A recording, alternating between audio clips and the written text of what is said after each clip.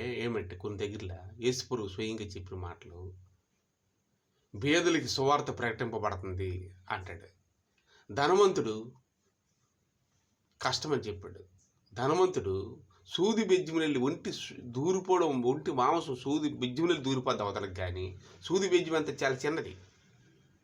సూది బెజ్జములెళ్ళి ఒంటిని అవతలకి, ఒంటి మాంసం ఆ సూది బెజ్జములెళ్ళి అవతలకి మాంసాన్ని దూర్చి వచ్చాట ఈజీ. కానీ ధనవంతుడు పరలోక రాజ్యం రావడము దుర్లాభం. ఎందుకంటే మీరు ఎక్కడైనా సరే దేవుడి గురించి సువార్త మీరు చెప్పేటప్పుడు కొన్నిసార్లు బీదలు అనేవాడే దొంజని అంటాడు. బీదలకే ఉంటుంది ఎక్కడైనా. మహాజ్ఞాని సొలొమోను మహారాజు కంటే యేసుప్రభు మహాజ్ఞాని. ఎందుకంటే ఆయన దేవుడు కాబట్టి. అపొస్తలుడైన పౌలు కూడా ఆయన మాటలు బట్టి వాటిని బట్టి ఆయన దీన్ని బట్టి అపొస్తలుడైన పౌలు